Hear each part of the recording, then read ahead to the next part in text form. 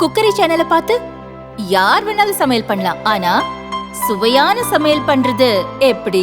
நான் இதயம் நல்லெண்ணெயில சமையல் பண்றேன். ஆஹா ஓஹோன்னு பாராட்டுறாங்க. நீங்களும் இதயம் நல்லெண்ணெயில சமையல் பண்ணுங்க, பாராட்ட வாங்குங்க. தினம் தோறும் வாங்குவே இதயம் இதயம். வணக்கம். இந்த ஆண்டு தந்தை பெரியார் அவர்களுடைய 147வது ஆண்டு செப்டம்பர் 17ஆம் தேதி வருகிறது. அதேபோல திராவிட முன்னேற்றக் கழகம் தந்தை பெரியார் அவர்களிடமிருந்து அரசியல் பாதைக்கு செல்ல வேண்டும் என்ற காரணத்திற்காக தனியே அவர்கள் பிரிந்து மீண்டும் கூடிய நிலையில் 75வது ஆண்டு நடக்கக்கூடிய இந்த ஒரு சிறப்பான இந்த மாதத்தில் தந்தை பெரியார் அவர்களுடைய கருத்துக்கள் மிகுந்த எதிர்நீச்சல் அடிக்கப்பட்டும் கூட திராவிட இயக்கம் இனி இருக்காது, நீதி கட்சி குடிதோண்டி புதைக்கப்பட்டு விட்டது என்றெல்லாம் 100 ஆண்டுகளுக்கு முன்னாலே சொன்னவர்களெல்லாம் இன்றைக்கு வெட்கி தலைகுனியக்கூடிய அளவிற்கு திராவிட மாடல் ஆட்சியாக தொடர்ந்து 1937 20லிருந்து 17 ஆண்டுகள் ஆண்ட நீதி கட்சி, நடுவில் காங்கிரஸ் மற்ற அமைப்புகள் இருந்தாலும் மீண்டும் அது திராவிட இயக்கத்தினுடைய ஆட்சியாக அறிஞர் அண்ணா அவர்களுடைய தலைமையில் 67 தொடங்கி கடந்த 50 ஆண்டுகளுக்கு மேலாக தமிழ்நாட்டை பொறுத்தவரையில் இது பெரியார் மண், சமூக நீதி மண். ஆகவே இதில் வேறு இயக்கங்களுக்கு, வேறு ஆதிக்கத்திற்கு, அதை அழிக்கக்கூடியவர்களுக்கு இடமில்லை என்று ஆக்கியிருக்கிறார். அது ஒரு பெரிய வரலாற்று திருப்பம். அதைவிட இன்னும் சிறப்பாக சொல்ல வேண்டுமானால் தந்தை பெரியார் அவர்கள் காங்கிரஸிலிருந்து வெளியேறி முழுக்க முழுக்க அரசியலுக்கு அப்பாற்பட்ட ஒரு சமுதாய மாற்றம், சமுதாய புரட்சி இயக்கமாக சுயமரியாதை இயக்கத்தை தொடங்கி ஒரு பண்பாட்டு பாதுகாப்பு, அறிவுத்துறையில் ஜாதி ஒழிப்பு, தீண்டாமை ஒழிப்பு, பெண்ணடிமை ஒழிப்பு, மூட நம்பிக்கை ஒழிப்பு, இவைகளுக்கெல்லாம் செய்து ஒரு பெரிய திருப்பத்தை உண்டாக்கினார்கள். அந்த 100 ஆண்டு நிறைவு விழா நடைபெற்று இப்போது 101வது ஆண்டில் அடியெடுத்து வைக்கக்கூடிய காலகட்டம். இந்த கட்டத்தில் தமிழ்நாட்டில் ஒப்பற்ற திராவிட மாடல் ஆட்சி தன்னுடைய தொடர்ச்சியாக இருக்கிறது. அதுவும் முதல்வர் கலைஞர் அவர்கள் 5வது முறையாக ஆட்சி நடத்தி முடித்தவுடனே இனிமேல் வருகின்ற ஆட்சி மாற்றம் ஏற்பட்டது அதனுடைய தொடர்ச்சியிலே என்பதற்காக வெற்றிடம்தான், அந்த இடத்தை யாரும் நிரப்ப முடியாது என்றெல்லாம் சொன்னார்கள். ஆனால் அதை நம்முடைய முதல்வர் ஸ்டாலின் அவர்கள் பொறுப்பேற்று வெற்றிடமல்ல தமிழ்நாடு, மற்றவர்களுக்கு கற்றுக் கொடுக்கும் கட்டிடம் என்று மிக தெளிவாக இன்றைக்கு தன்னுடைய ஆட்சியில் தெளிவாக காட்டியிருக்கிறார்கள். 4 ஆண்டுகள் ஆட்சி முடிந்து 8 ஆண்டு அவருடைய தலைமை திராவிட முன்னேற்ற கழகத்திற்கு சிறப்பாக கிடைத்த நிலையில் மீண்டும் ஒரு தேர்தலை சந்திக்கக்கூடிய அளவிற்கும் இருக்கிறார்கள். எனவே இந்த நிலையில் அவர்கள் முதலீடுகளை வரவேற்பதற்காக பல நாடுகளுக்கும் சென்று தமிழ்நாட்டு திட்டங்களையும் அவர்களுக்கு எடுத்து சொல்லி, தமிழ்நாடு ஒரு அமைதி பூங்கா, இங்கே மத கலவரங்களோ சாதி கலவரங்களோ எப்போதோ இருக்குமே தவிர ஏதாவது குறிப்பிடத்தகுந்த அளவுக்கு மற்ற மாநிலங்களைப் போல இல்லை என்பதை நம்பிக்கை ஊட்டிய காரணத்தால் இன்றைக்கு ஏராளமான முதலீடுகள் வருகின்றன. எல்லாவற்றையும் விட அவர் முதலீட்டை அங்கே பெறுவதற்காக சென்றிருந்தாலும் பெரியார் என்ற முதலீடு தான் மிக முக்கியமானது என்பதற்கு அடிப்படையாக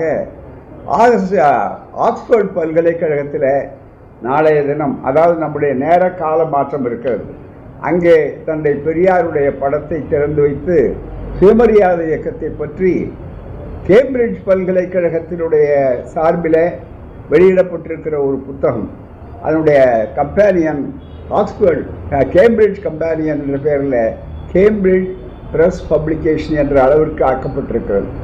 ஆகவே இவைகளெல்லாம் வெளியிடுகிற போது இந்த இயக்கம் ஒரு ஆழமான, அதனுடைய வேரை யாரும் கெல்லி எடுக்க முடியாது. ஒரு அமித்ஷாவோ மோடியோ தமிழ்நாட்டுக்கு வந்து இங்கே எல்லாவற்றும் திமுகவை அழித்து விடுவோம், திராவிட உணர்வையே அழித்து விடுவோம், வேரோடு பிடுங்கி எறிந்து விடுவோம் என்றெல்லாம் பேசுவது அர்த்தமற்றது என்பதை காட்டுகிறார்கள். ஆனால் ஆட்சி அவர்கள் கையிலே சிக்கி இருக்கிற காரணத்தால் ஒன்றிய ஆட்சி அவர்கள் கல்வித்துறையிலும் மற்ற இடங்களிலும் முழுக்க முழுக்க இதை விட்டால் இனி தங்களுக்கு வாய்ப்பு கிடையாது என்று அவர்கள் நினைக்கிற காரணத்தால் ஒவ்வொரு துறையிலும் அவர்கள் தங்களுடைய ஆதிக்கத்தை ஆர்எஸ்எஸ்னுடைய விருப்பப்படி நடத்துகிறார்கள். அதற்கு ஒரு உதாரணமாக பல்கலைக்கழக கல்வி திட்டம் அத்தனையிலும் ஒரு மிகப்பெரிய அளவிற்கு ஆர்எஸ்எஸ்னுடைய திட்டத்தை அளித்திருக்கிறார். ஒரு பல இடங்கள் இந்த கல்விக் கொள்கை, தேசிய கல்விக் கொள்கை என்பதே முழுக்க முழுக்க மதவெறியை, மிக முக்கியமாக மூட நம்பிக்கையை, சமூக நீதிக்கு விரோதமான கருத்தை செய்வது என்பதை எடுத்து சொல்லி மத யானை புகுக்கிறது, அதை ஏற்றுக்கொள்ள மாட்டோம் என்று தமிழ்நாடு அரசு தெளிவாக பள்ளி கல்வித்துறையிலும் சரி, கல்லூரி கல்வித்துறையிலும் பல்கலைக்கழக துறையிலும் எடுத்திருக்கிறார்கள். இன்றைக்கும் அதே போல LOCF என்று சொல்லக்கூடிய ஒரு திட்டம் பல்கலைக்கழகங்களுக்கு அனுப்பியிருக்கிறார்கள். அதில் முழுக்க முழுக்க அவருடைய எண்ணம் என்னவென்றால், ஆர்எஸ்எஸ்னுடைய திட்டப்படி பழைய பஞ்சாங்கங்களை, புராணங்களை எல்லாம் வரலாறாக ஆக்கி காட்ட வேண்டும் என்று சொல்லி, இதுதான் கலாச்சாரம், இதுதான், இதையெல்லாம் படிக்க வேண்டும், சோதிடத்தை கற்க வேண்டும், எல்லாவற்றிலும் புராணங்கள்லாம் அறிவியல் தான் என்றெல்லாம் சொல்லக்கூடிய அளவிற்கு அதை இளைஞர் உலகம் புரிந்து கொண்டு இருக்கிறது. அந்த வகையிலே தான் திராவிடர் மாணவர் கழகம், திராவிடர் கழகத்தின் சார்பில் இருக்கக்கூடிய மாணவர் கழகம் 8ஆம் தேதி அன்று தமிழ்நாட்டில் இருக்கிற முக்கிய பெருநகரங்களிலெல்லாம் மாணவர் கழகம் இந்த கல்வி திட்டத்தை எதிர்த்து இதை ஏற்றுக்கொள்ள முடியாது என்பதை ஏற்கனவே தமிழ்நாடு அரசு ஏற்றுக்கொள்ளவில்லை. ஆனாலும் பல்கலைக்கழகங்களிலே அவர்களுக்கு தங்களுக்கு இருக்கிற அந்த ஆளுநர்களுடைய ஆதிக்கத்தின் சார்பாக உள்ளே திணிக்கிறார்கள். அதை எதிர்த்து மிகப்பெரிய அளவிற்கு இருக்கிறது. உதாரணமாக சொல்ல வேண்டுமானால், கணித பாடத்தில் கால கணனா, வாயாலேயே புரியாது அது சொல்லவே, கால கணனா, இந்திய நேர கணிப்பு, பாரதிய பீஜ் கணித், இந்திய இயற்கணிதம் மற்றும் புராணங்களின் முக்கியத்துவம் போன்ற கருத்துக்களில் கவனம் செலுத்த வேண்டும். பல்லுறுப்பு கோட்டு பிரிவுக்கான பரவர்த்திய யோஜேத் சூத்திரம், வேத கணிதங்களிலிருந்து நுட்பங்களை மாணவர்களுக்கு படிப்பார்களாம். இந்திய நாட்காட்டி பஞ்சாங்க குறித்து சடங்குகளுக்கான நல்ல நேரத்தை தீர்மானிப்பதில் அதன் பங்கு பற்றியும் அறிவார்கள். எனவே பல்கலைக்கழகத்தினுடைய படிப்பு செயற்கை நுண்ணறிவு காலத்தில் நாம் வாழுகிறோம். ஆர்டிஃபிஷியல் இன்டெலிஜென்ஸ் அதை முன்னேற்றத்துக்கு பயன்படுத்தக்கூடிய நேரத்தில் ஒரு பக்கத்தில் அறிவியல் வளர்ந்து கொண்டிருக்கிற போகிற பார்வையில் இன்றைக்கு இது போன்ற புராண கருத்துகள் நல்ல நேரத்தை நாங்கள் பல இடங்களிலிருந்து கண்டுபிடிக்கிறோம் என்றெல்லாம் சொல்வது போன்ற மூட நம்பிக்கைகளை எதிர்த்து மிகப்பெரிய ஒரு போராட்டத்தை உருவாக்க வேண்டும் என்ற அளவில் முதல் திராவிட மாணவர் கழகத்தின் சார்பில் ஏற்கனவே ஒத்த கருத்துள்ள இடதுசாரி மாணவர் அமைப்புகளும் இதில் இறங்கி இருக்கின்றன. அதே போல பெற்றோர்கள் இதை பாதுகாக்க வேண்டும். பெற்றோர்கள், ஆசிரியர்கள், அதே போல தமிழ்நாடு அரசை பொறுத்தவரையில் அவர்கள் இந்த கொள்கையை ஏற்றுக்கொள்ளவில்லை. பல்கலைக்கழகங்களில் சில நேரங்களில் இந்த தலையீடுகள் இருக்கின்றன. பல்கலைக்கழகங்களில் இப்படிப்பட்ட தலையீடு இருப்பதே கூடாது. சாதாரணமாக பல்கலைக்கழகம் என்றால் அதற்கு பாடத்திட்டங்கள் தனியே அமைக்கின்ற அகாடமிக் கவுன்சில் இருக்கிறது, செனட் இருக்கிறது, சிண்டிகேட் அல்லது போர்ட் ஆஃப் மேனேஜ்மெண்ட் இருக்கிறது. அவர்கள்தான் அதை முடிவு பண்ண வேண்டும். வெளியிலிருந்து ஒவ்வொரு பல்கலைக்கழகமும் அவரவர்களுக்கேற்ற பாடத்திட்டங்களை வைத்துக் கொள்ளலாம். அது அறவே எல்லாவற்றையும் எடுத்துவிட்டு இந்தியா முழுவதற்கும் நாங்கள் தான் ராஜா, ஆகவே எல்லாம் இதைத்தான் செய்ய வேண்டும் என்று சொல்வது இருக்கிறத, இது ஒரு பாசிச போக்கே தவிர ஜனநாயகமும் கிடையாது, அரசியல் சட்டத்துக்கு விரோதம். ஆகவே தான் இதை எதிர்த்து பிரச்சாரத்தை செய்வோம். சுயமரியாதை இயக்க நூற்றாண்டு 101வது ஆண்டில் இது போன்ற பாடத்திட்டங்களை எதிர்த்து சொல்வோம். மீண்டும் குருகுல கல்வி என்ற பெயராலே மீண்டும் சனாதனத்தை உள்ளே புகுத்தி அவர்கள் யாரும் 12 வரையிலே யாராவது படித்து விட்டோம் என்று ஒரு குருகுலத்திலே சில பேரை வைத்துக்கொண்டு வேதத்தை படித்து விட்டார்கள், இவர்களை நேரே +2 இருந்து கல்லூரிக்கு சேரலாம் என்று ஒரு சான்றிதழ் கொடுத்தால் உடனே IIT வரையிலே போகலாம் என்று சொல்லக்கூடிய அளவிற்கு அந்த திட்டம் வந்திருக்கிறது. எனவே இந்த ஆபத்தை உணர வேண்டும்.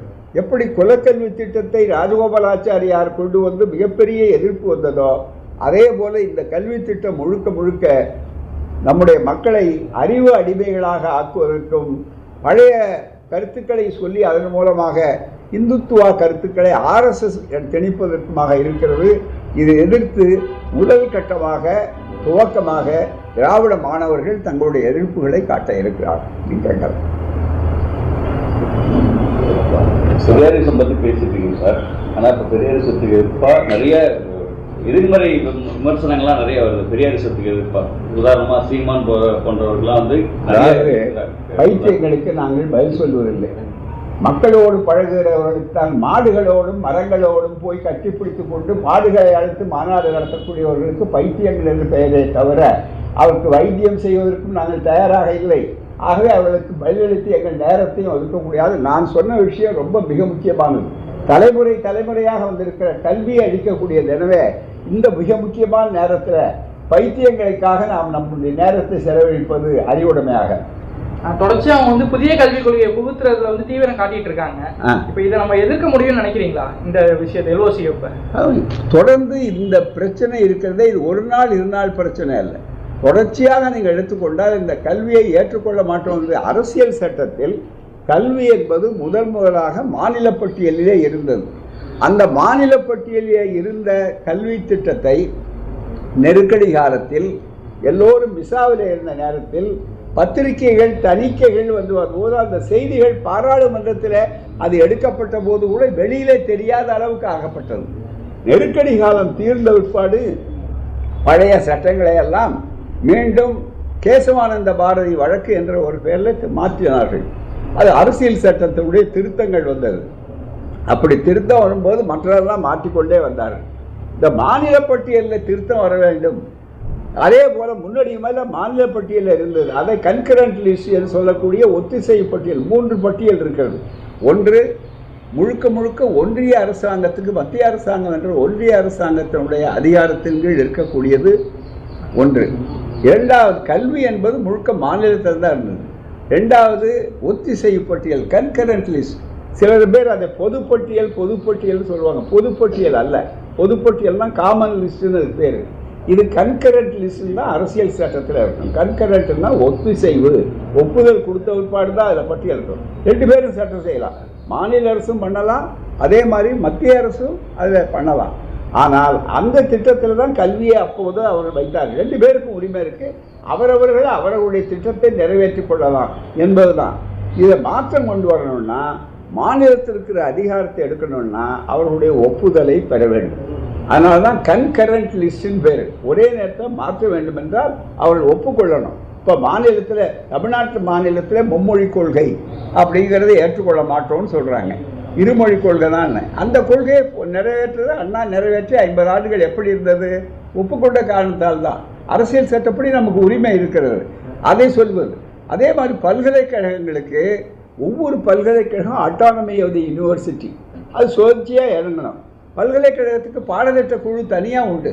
இவர்கள் செய்கிறது பூரா தவறான அணுகுமுறை அரசியல் சட்டத்துக்கு. எப்படி என்று கேட்டால் பல்கலைக்கழக மானியக்குழுக்கு என்ன வேலைன்னா பல்கலைக்கழகம் சரியாக நடக்குதா, கொடுக்குற படத்தை சரியாக செய்கிறாங்களா அப்படின்னு பணம் கொடுக்கறது, அங்கேருந்து கொடுக்கறது. இப்போ பல பல்கலைக்கழகங்களுக்கு பணமே கொடுக்கறது இல்லை. இவர்கள் என்னாச்சு, வேலியே பயிரை மேய்வது என்று பழமொழி சொல்வார்கள். அந்த வேலியே பயிரை மேய்வது மாதிரி இவர்கள் பாதுகாக்க வேண்டிய இவருடைய வேலையே வேற. இப்போ எல்லாவற்றையும் போட்டு எடுத்துக்கொண்டு நாங்களே உங்களுக்கு உத்தரவு போடுவோம், நீங்கள் இதைதான் செய்யணும், இதான் செய்யணும், இதுதான் படிக்கணும்னு சொல்லி பாடத்திட்டத்தை வரையறுக்கக்கூடிய உரிமை பல்கலைக்கழக மானிய குழுவுக்கு கிடையாது. அதே மாதிரி துணைவேந்தர் நியமனம்னு சொன்னால் நாங்கள் சொல்கிற ஆளை தான் நீங்கள் போடணும் அப்படி சொல்கிறதுக்கும் கிடையாது. கொஞ்சம் கொஞ்சமாக நகர்ந்து அதாவது ஃபென்ஸ் ஈட்டிங் தி இதுதான் கிராப்ஸ்ன்னு சொல்கிற மாதிரி வேலியை பயிரை மேயக்கூடிய அந்த சூழல் மிக தெளிவாக வந்துவிட்டது. ஆகவே தான் இந்த கல்விக் கொள்கையை எதிர்ப்பது என்பது இருக்கிறதே. அதே மாதிரி இந்த கல்விக் கொள்கை நீட் தேர்வு முதல்ல வந்தது, அப்புறம் பார்த்தா கியூட் தேர்வு வந்தது, அப்புறம் 8வது, இப்போ 5வது, 6வது, 7வது, 8வது, அப்புறம் 10வது, அதுக்கப்புறம் தேர்வு என்று இவ்வளவு தேர்வும் செல்லாது. 12th வந்தாலும் அதுக்கப்புறமும் செல்லாது. அதுக்கப்புறம் நீட் தேர்வு வரணும். நீட் தேர்வு கல்லூரிக்கு போனாலும் கல்லூரியில் நீங்கள் என்ன பாஸ் பண்ணினா அதுக்கு ஒரு தனி இன்னொரு தேர்வு வரணும். இப்படி தேர்வு என்று அதனால தான் நாம் அதை ஏற்றுக்கொள்ள மாட்டோம் என்று தமிழ்நாடு அரசு தெளிவாக திட்டவட்டமாக சொல்லிவிட்டது. கர்நாடக அரசு தெளிவாக திட்டவட்டமாக சொல்லிவிட்டது. இப்படி பல மாநிலங்கள் தங்களுடைய கருத்துக்களை வலியுறுத்தி கொண்டிருக்கிறார்கள். ஆனால் RSS அவர்களுக்கு தெரிகிறது தங்களுடைய ஆட்சி முடியப் போகிறது இந்த ஆண்டு. எப்படின்னா அவர்களுக்குள்ளேயே முதல்ல ஆர்எஸ்எஸ்க்கும் பிஜேபிக்குள்ளேயும் உள்ளே ஒரு பனிப்போர் நடந்து கொண்டிருக்கிறது. அவளுக்கு மைனாரிட்டி அரசு 2 மாநிலத்தினுடைய முட்டுக் கொடுப்பதனால தான் இந்த ஆட்சி நீடிக்கிறது. ஒன்று ஆந்திரா, சந்திரபாபு நாயுடுடைய எண்ணிக்கை, இன்னொன்று பீகாரில் இப்போ ஆட்டம் கொண்டிருக்கிறது. அதனால தான் இப்போ பீகாருக்கு செய்ய வேண்டும் என்பதற்காகத்தான் முந்தி பீகாருக்கு சலுகை காட்டினாங்க மிகப்பெரிய அளவுக்கு, அங்கே வந்தார்கள். இப்போ திடீர்னு பார்த்தீங்கன்னா திடீர்னு இவ்வளவு நாள் இல்லாத அக்கறை மிக முக்கியமாக இன்றைக்கி ஜிஎஸ்டியில் வந்திருக்கு. என்ன காரணம்? பீகார் தேர்தல் தான். முன்னாக அதே மாதிரி, அதாவது ஜாதிவாரி கணக்கெடுப்பு கேட்குறவர்களெல்லாம் அர்பன் நக்சல்கள் என்று மோடி சொன்னார். அவரே ஜாதிவாரி கணக்கெடுப்பு நடத்துவேன்னு சொல்லிட்டு எப்போ நடத்துவேன்னு சொல்லலை, சும்மா ஒப்புக்கொள்கிறோன்னு இன்றைக்கி சொன்ன உடனே எல்லாரும் சொன்னாங்க. எதுக்காக? பீகார் தேர்தலில் அதை சொல்லியும் தங்களுக்கு ஆதரவு வராது என்று நினைத்து அச்சடித்ததால் இன்றைக்கு ஜிஎஸ்டி மூலமாக உங்களுக்கு வரியெல்லாம் எடுத்துட்டோம் அப்படின்னு பீகாருக்கு மட்டும் அதை செஞ்சால் பழிச்சுன்னு தெரியும். அதுக்காக என்ன பண்ணுறாங்க, நாங்கள் வருகிறோம். இவ்வளவு நாளாக இல்லாத அக்கறை. அதுவும் 2வது, இப்போ வரிகளை குறைச்சி அது மூலமாக வருமானத்தை நாங்கள் இழக்கிறோன்னு காட்டுறதை விட இப்போ 50% ஏற்றுமதி வரி எல்லாம் சொல்லி இந்த நாட்டில் வேலைவாய்ப்பு 2 லட்சம் கோடி வேலைவாய்ப்பு போயிருக்கு அமெரிக்க ட்ரம்பினுடைய கொள்கையினால். இந்த காலகட்டத்தில் போய் வருமானத்தை நாங்கள் குறைக்கிறோன்னு சொல்லக்கூடிய அவசியம் எப்படி இருக்கும்? சாதாரணமாக வரியை இப்போ வருமானத்தை நாங்கள் கூட்டி அதை சப்சிடி மூலம், உதவி மூலம் வியாபாரிகளுக்கு பாதிக்கப்படக்கூடிய சொல்ல வேண்டிய காலகட்டம்.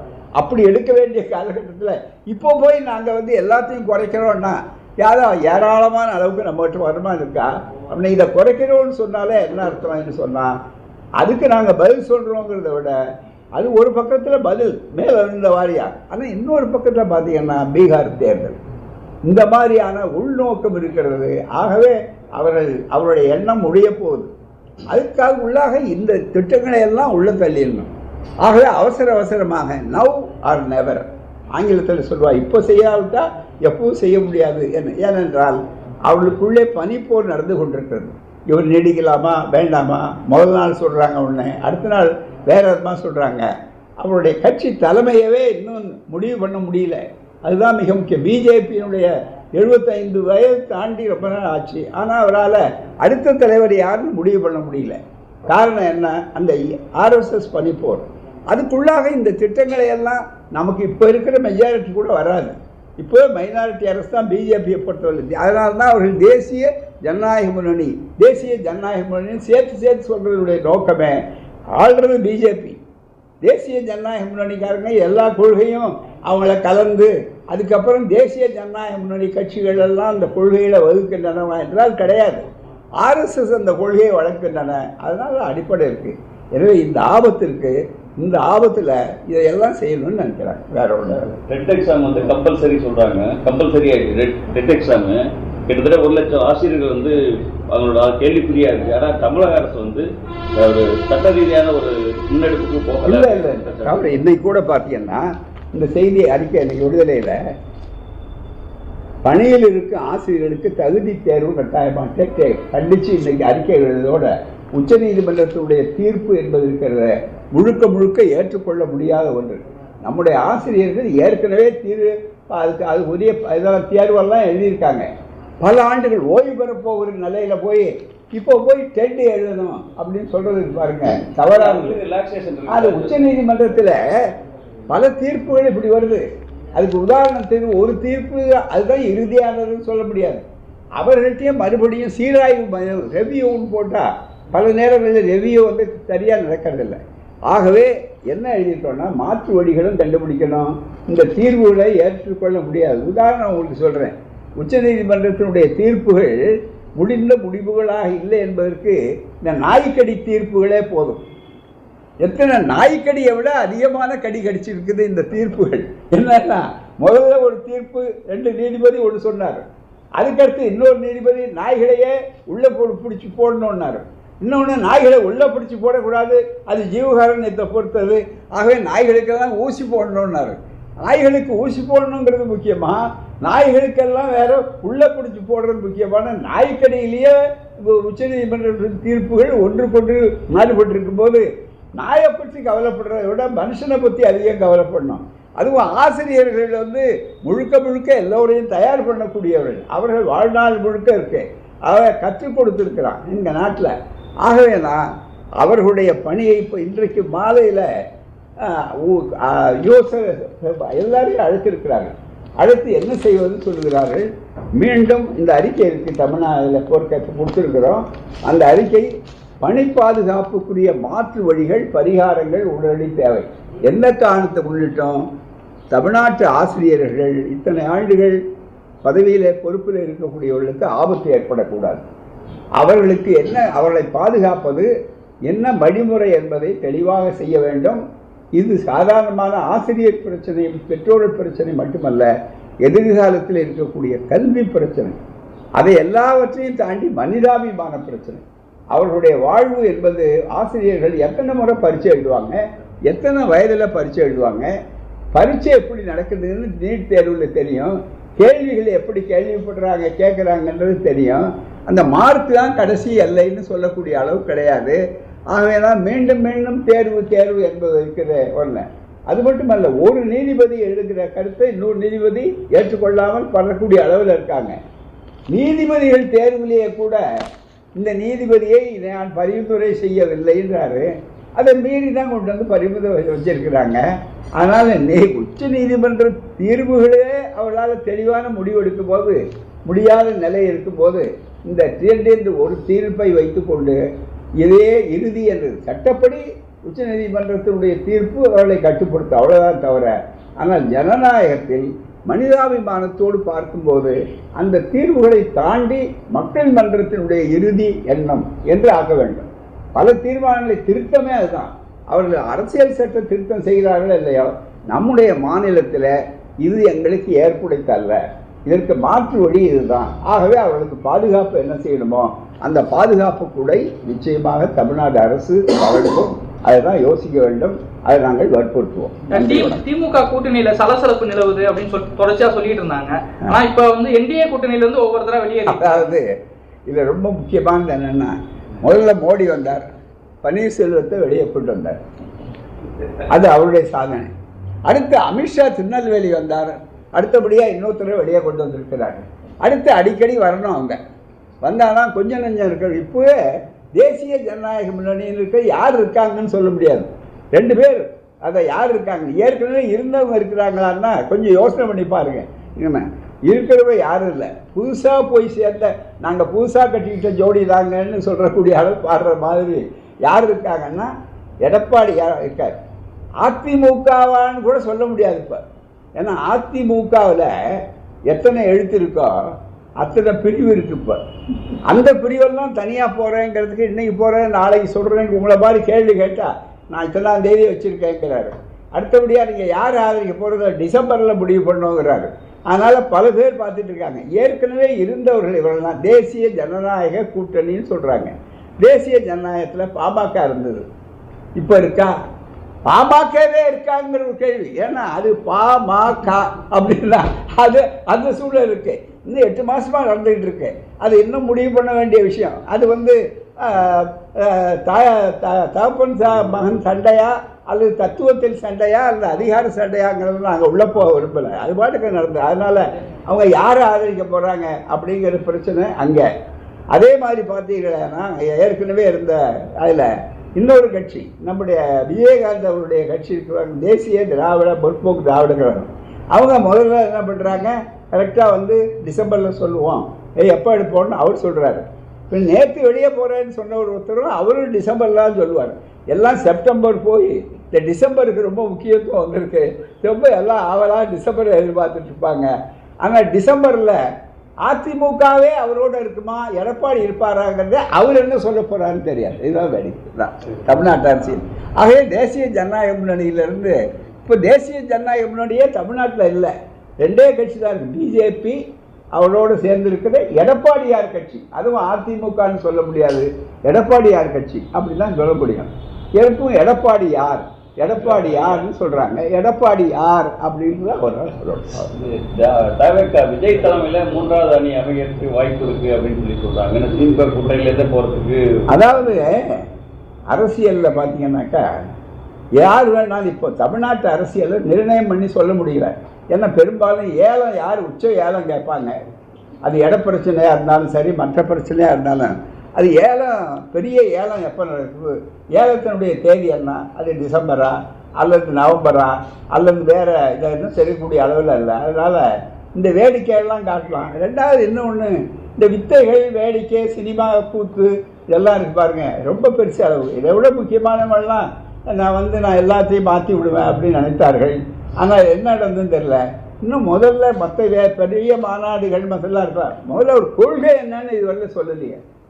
கொள்கையை சொல்லணுமே தவிர கொள்கையை சொல்லலையே. அங்கிளுக்கு பாரு அல்லது இன்னொருத்தர் சொல்கிறதெல்லாம் சினிமா டைலாகே தவிர அது கொள்கைகள் அல்ல. அது அங்கே இருக்கிற பஞ்ச் டைலாகெல்லாம் சினிமா வேர்ல்டுக்கு போகும், ஆனால் அரசியலுக்கு அது வராது. ஆகவே இந்த கூத்தை நம்ம கண்டால் ரசிக்கலாம், சுவைக்கலாம், நல்ல நகைச்சுவைகள். வேற ஒரு நன்றி, வணக்கம்.